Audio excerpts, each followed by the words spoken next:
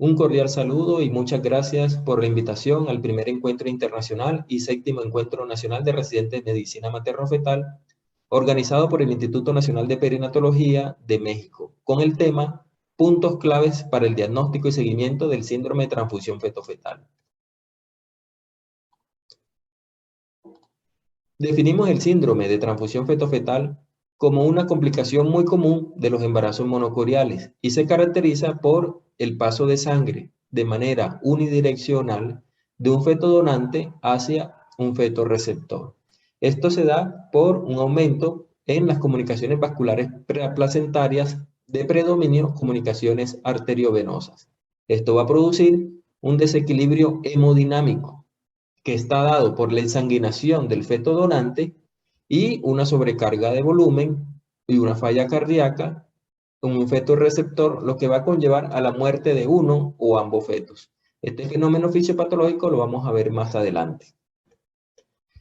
En Colombia no tenemos unas estadísticas de los síndromes de transfusión feto-fetal, pero en los embarazos gemelares tenemos una tasa anual de entre el 1 al 2%, y de los cuales el 16% aproximadamente tiene complicaciones. El síndrome de transfusión feto-fetal, de manera global, tenemos uno por cada 40 o 60 embarazos. En la patogenia del síndrome de transfusión feto-fetal tenemos que normalmente en una placenta del embarazo gemelar monocorial tenemos comunicaciones arterio-arteriales y veno-venosas. Estas comunicaciones arterio-arteriales se encuentran aproximadamente entre un 80 y un 85%, y las veno-venosas aproximadamente entre un 15 y un 20%. Estas comunicaciones tienen un flujo bidireccional, lo cual tiene un efecto protector, sobre todo las comunicaciones arterio-arteriales. Las veno-venosas, mientras se encuentren en conjunto con las arterio-arteriales en la proporción que les dije, 80-20, tienen igualmente un efecto protector, pero cuando se encuentran solas o con comunicaciones arterio-venosas pueden comportarse igual manera como una comunicación arteriovenosa de baja resistencia y puede tener también un flujo unidireccional. Entonces, esta distribución es normal en las placentas de los embarazos gemelares monocoriales. Cuando tenemos comunicaciones arterio-arteriales, veno-venosas, en la distribución que les dije anteriormente se mantiene un equilibrio dado por este flujo bidireccional. Cuando tenemos comunicaciones arteriovenosas, hay un desequilibrio porque el flujo es unidireccional de un feto donándole al otro feto. Este desequilibrio, pues, lo vamos a conocer como síndrome de transfusión feto-fetal. En este esquema vemos cómo la sangre pasa de un feto donante en una sola dirección por una comunicación arterial y venosa hacia un feto receptor. Acá vemos la distribución placentaria, las comunicaciones arteriovenosas, lo que permiten el flujo unidireccional, produciendo un desequilibrio hemodinámico, el cual va a ser una de las características principales en la patogenia del síndrome de transfusión feto-fetal. En la patogenia también tenemos otras teorías, las cuales está la distribución placentaria, menor territorio para un feto donante y mayor territorio para el feto receptor. También tenemos la inserción velamentosa del cordón, sobre todo en los fetos donantes. Y otros marcadores bioquímicos que no han sido identificados, que hacen parte también de este complejo de la patogenia del síndrome de transfusión feto-fetal. Pero la teoría pues que más tiene estudios y los cuales pues se han hecho ya con resultados por la fotocoagulación con láser es de las comunicaciones arteriovenosas. Aquí tenemos una placenta real, la cual fue teñida de un feto donante y de un feto receptor. Entonces, aquí vamos a observar que en el feto donante tenemos las arterias de color verde, las venas de color naranja, y en el feto receptor tenemos las arterias de color rojas y las venas de color azul oscura. Si observamos a nivel aquí donde están las flechas, tenemos una comunicación entre una arteria del feto donante y una vena del feto receptor. Igualmente, acá hay otra comunicación arteriovenosa. Estas comunicaciones es muy importante identificarlas, sobre todo cuando se piensa en hacer fotocoagulación con láser, que es uno de los tratamientos de los cuales tienen mayor resultados hemodinámicos en los pacientes a los cuales se le ha realizado. Entonces, a nivel del ecuador placentario, a nivel de la inserción de la membrana, hay que identificar estas comunicaciones para poder hacer la fotocoagulación. Es por eso muy importante conocer la patogenia para poder ofrecer un diagnóstico y un tratamiento adecuado.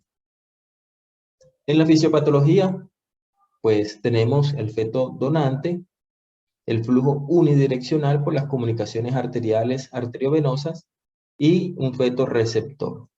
Entonces tenemos que en el feto donante vamos a pasar volumen del donante hacia el receptor.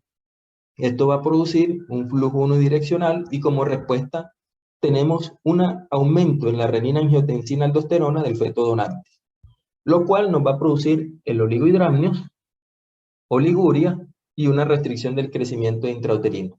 La oliguria pues nos va a llevar a la consecuencia del oligohidramnios y a largo plazo nos va a producir una displasia tubular renal, una hipotrofia renal, una falla renal crónica en el feto donante.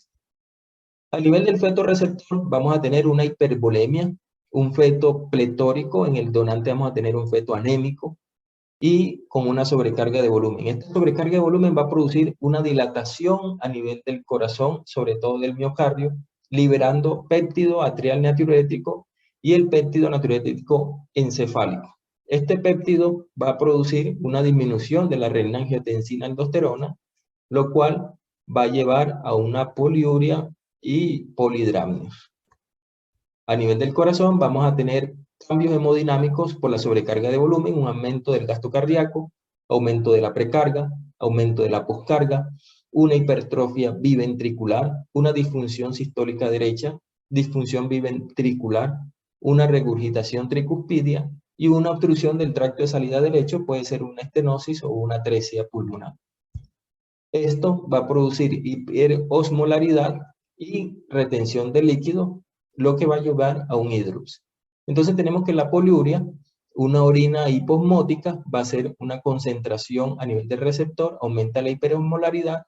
Al retener el líquido vamos a tener ascitis, vamos a tener retención de líquido y nos va a llevar a un hidrops.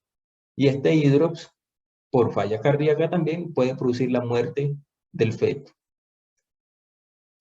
Para la clasificación, utilizamos la estadificación de Quintero, donde vamos a evaluar los bolsillos verticales del líquido amniótico y tenemos que en los embarazos menores a 18 semanas tenemos en el feto receptor un aumento del líquido, bolsillo de 6 centímetros o más, y en el donante bolsillos de menos de 2 centímetros. A las 20 semanas, bolsillos igual o mayor a 8 centímetros, y de las 20 semanas mayor o igual a 10 centímetros, y menor a 2 centímetros en el feto donante. Entonces, este desequilibrio en los líquidos, la secuencia oligohidramnios, polihidramnios, nos hace pensar en un síndrome de transfusión feto-fetal. Y de acuerdo a eso lo vamos a clasificar. Entonces, en el feto donante y en el feto receptor. Iniciando por el feto donante y en el estadio 1, tenemos oligohidramnios y tenemos polihidramnios. Entonces, cuando tenemos un feto con síndrome de transfusión feto-fetal, tenemos que ver secuencia oligohidramnios, polihidramnios. Y si vemos las vejigas, estadio 1. En el estadio 2, igual, secuencia oligohidramnios, polihidramnios, miramos las vejigas y hay ausencia del llenado de la vejiga del donante. Entonces, no vamos a observar la vejiga en el donante llena, por lo tanto, ya es estadio 2. El estadio 3 está dado por cambios hemodinámicos, alteraciones en el Doppler, sobre todo la arteria umbilical con inversión o ausencia del flujo en diástole. A nivel del donante se nos afecta el umbilical y a nivel del receptor por sobrecarga de volumen tenemos y alteración hemodinámica a nivel cardíaco, tenemos una alteración del ductus venoso con una onda A reversa. El estadio 4 ya observamos hidros fetal y en el estadio 5 la muerte fetal intrauterina de uno de los fetos. Entonces, en la práctica tenemos la secuencia oligohidramnios, polihidramnios. Entonces, a nivel del feto donante vamos a encontrar una disminución de líquido, un bolsillo vertical mayor menor a 2 centímetros. Y en el feto receptor vamos a encontrar un polidramnios con un bolsillo vertical mayor, dependiendo de las semanas, entre 6 y 10, dependiendo de las semanas. En el estadio 2, igual, la secuencia oligohidramnios, polidramnios. Aquí tenemos oligohidramnios, acá tenemos polidramnios, y vamos a ver el bolsillo vertical mayor y las vejigas. Entonces, en el estadio 2 hay una diferencia, que aparte de la secuencia oligodramnios, polidramnios, la vejiga del feto receptor está llena y la del feto donante no se observa o no se visualiza. En el estadio 3 hay cambios hemodinámicos, una alteración en la umbilical, como lo vemos en el feto donante, y en el feto receptor vemos una onda A reversa en el ductus venoso. En el estadio 4 hay una citis, un hidrops, y en el estadio 5, pues es la muerte de uno de los fetos. Este es un caso clínico que nos llega a la unidad de medicina materno-fetal de la Clínica Colombia, donde observamos claramente un polidramnios en uno de los fetos, un embarazo gemelar monocorial biamniótico, y vemos claramente el polidramnios. Vemos la vejiga, en este caso se visualiza la vejiga, y tenemos un feto receptor donde observamos el oligohidramnios. Esta membrana se encuentra adosada al feto donante, lo cual también se conoce como stock twin. Vemos un video, se ve claramente el polidramnios. Este polidramnios, este es el feto receptor. Y en este otro video miramos la membrana adosada al feto donante, conocido también como stock twin. Dentro de los cambios hemodinámicos, tenemos un caso clínico de la Unidad de Medicina Materno-Fetal de la Clínica Colombia, que también es sede del Centro Latinoamericano de Terapia y Cirugía Fetal, liderada por el doctor Mauricio Herrera. Esto es uno de los casos el cual nos se dio para mostrar en este evento. Y tenemos los cambios hemodinámicos en un feto prequirúrgico. Como lo ven, aquí hay una ausencia de flujo en diástole de la arteria umbilical y un ductus venoso con onda A reversa. Al primer día postoperatorio ya vemos cambios a nivel de la arteria umbilical y cambios a nivel del ductus venoso, y al quinto día postoperatorio ya se observan normales los flujos. Este es uno de los casos, y acá les voy a mostrar la estadística de un estudio que se realizó para ver los cambios hemodinámicos en pacientes que fueron tratados por fotocoagulación láser. Entonces, como nos veíamos en el estadio de Quintero, no se cuenta en ese estadio la función cardíaca. Ese es un tema de discusión porque en algunos grupos utilizan una clasificación donde contiene la función cardíaca, otros no. El estadio de Quintero es muy fácil de aplicar, lo cual pues es una ventaja. Sin embargo, pues cuando tenemos que ver función cardíaca, no es tan ventajoso. Tenemos este estudio que fue realizado en España en el año 2012, fue publicado, un estudio observacional, prospectivo, descriptivo, en el cual se tomaron como variables las ondas de la arteria uterina, el IP de la arteria uterina, las ondas del ductus venoso, el IP del ductus venoso, insuficiencia tricuspidia, la pulsatividad de la vena umbilical, el índice de Tate con sus componentes como son el tiempo de contracción isovolumétrica, el tiempo de relajación isovolumétrica y el tiempo de eyección. También se vieron otras variables como la hipertrofia miocárdica y la obstrucción del tracto de salida del ventrículo derecho. Entonces vemos cómo hubieron cambios significativos tanto en el feto donante como en el feto receptor. En el feto receptor pues se vio más que todo las sobrecargas de volumen, lo cual alteraba el Doppler del ductus venoso y la función cardíaca, incluso hipertrofia miocárdica, insuficiencia tricuspidia y la obstrucción del tracto de salida del ventrículo derecho. En estos 58 gemelos monocoriales con síndrome de transfusión feto-fetal, por ejemplo, vemos en el donante 0% insuficiencia tricuspidia. En el receptor, 36.4% presentaron insuficiencia tricuspidia.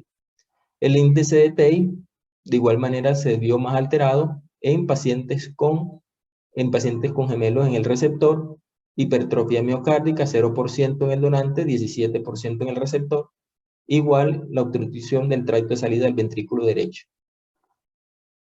Esto podemos observarlo en pacientes donante y receptor en tiempos prequirúrgicos. Cuando lo comparamos con el control postquirúrgico, vemos en las primeras 48 a 72 horas ya hay cambios hemodinámicos. Entonces, el flujo del ductus venoso ya ahí está significativamente, se encuentra con significancia estadística para mejoría del ductus venoso en el feto receptor. Y vemos también cómo mejora el índice de la pulsatividad de la vena umbilical, y también vemos que no hay mejoría de la función cardíaca. Quizás porque es muy temprana la evolución, 48 a 72 horas, donde ya la alteración de la función cardíaca pues es algo crónico, el cual de pronto toma más tiempo en volver a la normalidad, sobre todo la hipertrofia miocárdica, la obstrucción del tracto de salida del ventrículo derecho, habría de pronto que evaluarlo a largo plazo. Pero sí hay mejoría, sobre todo en los flujos, como lo vimos en el caso clínico pues, que se mostró de la Clínica Colombia. Esta es una propuesta de cómo se debe hacer el seguimiento en los embarazos monocoriales en la unidad de nosotros. La paciente llega en la semana 11 a la 14, se le hace la corionicidad, que es muy importante, el tamizaje genético, y se clasifica de acuerdo a la corionicidad. Si es un gemelo monocorial, entonces hacemos ecografía cada 2 semanas. Y las ecografías vamos a evaluar crecimiento fetal, los líquidos para evaluar la secuencia oligodramnios polidramnios, hacemos Doppler y la longitud cervical. Esto con el fin de detectar síndrome de transfusión feto-fetal, que es muy frecuente entre la semana 16 a la 26. Luego de la semana 20 hacemos la valoración anatómica, como es de costumbre en todas las pacientes, una ecografía de detalle anatómico en la semana 20 a la 24. Crecimiento fetal, longitud del cervix, evaluamos los líquidos amnióticos, la vejiga y el Doppler, el pico sistólico de la arteria cerebral media, para evaluar igualmente síndrome de transfusión feto-fetal, restricción de crecimiento intrauterino selectivo, que también es muy frecuente en la semana 18 a la 28. Y evaluamos en la semana 30 a la 36 crecimiento fetal, líquido amniótico, y seguimos evaluando el Doppler fetal, el pico sistólico de la arteria cerebral media, para detectar los fetos que puedan desarrollar el síndrome de anemia policitemia, el cual es frecuente en la semana 24 a la 34. Estas son las 3 patologías más frecuentes en los embarazos monocoriales, lo cual una detección temprana nos permite ofrecerle un tratamiento adecuado y en un momento oportuno. El algoritmo de manejo de nuestra institución, un síndrome de transfusión feto-fetal, hacemos la estadificación de Quintero en estadio 1, 2, 3, 4 y la etapa 5. Cuando tenemos un estadio 1, manejo es expectante, hacemos un control semanal para evaluar cómo se encuentran esos fetos en la ecografía y el perfil hemodinámico con el Doppler. En las etapas 2, 3 y 4, hacemos fetoscopia láser entre la semana 16 y la 26. Si tiene más de 26 semanas, podemos ofrecer un amniodrenaje. Y si la paciente se le realiza láser, entonces el seguimiento es semanal para evaluar complicaciones como el síndrome de anemia policitemia. En la etapa 5, pues hacemos consejería y también pues explicarle que puede haber un 10% de muerte del cogemelo o un 20% un riesgo de secuela neurológica. La edad gestacional al parto, en la etapa 1 y 2, 34 a 35 semanas. En las etapas 3 y 4, 32 semanas. En las etapas 5, según el bienestar fetal, pues del feto que quedó vivo. Y podemos ofrecer reducción selectiva en las siguientes condiciones. Cuando hay un síndrome de transfusión feto-fetal con anomalías graves, cuando no se puede acceder al ecuador vascular por alguna u otra razón, cuando hay ruptura prematura de membranas del feto receptor, cuando hay muerte fetal intrauterina inminente o una enfermedad recidivante posterior a la fotocoagulación con láser. Este es el algoritmo que nosotros utilizamos en nuestra unidad y el cual pues nos permite dar un manejo adecuado a esta patología con buenos resultados, como le mostramos con el síndrome de transfusión fetal en la fotocoagulación láser. Algunos de los avances y las nuevas tecnologías, tenemos el ultrasonido enfocado de alta intensidad, solo los voy a mencionar para crear una expectativa y pues investigar un poco más. El desarrollo de un mapeo placentario basado en ultrasonido resonancia magnética y el momento pues de los mini fetoscopios flexibles. Cada vez los fetoscopios son de menor tamaño, las cámaras igualmente, de mayor resolución. En conclusión, cuando nos enfrentamos a los embarazos monocoriales, tenemos que primero realizar una clasificación temprana de la corionicidad y la amniosidad para poder hacer un seguimiento estricto y ofrecer oportunamente un manejo en el momento adecuado. Hay que comprender bien la fisiología y la fisiopatología placentaria fetal, sobre todo para poder identificar en el ecuador placentario las comunicaciones arteriovenosas y venovenosas que se comportan como las arteriovenosas de baja resistencia y poder hacer una fotocoagulación láser selectiva.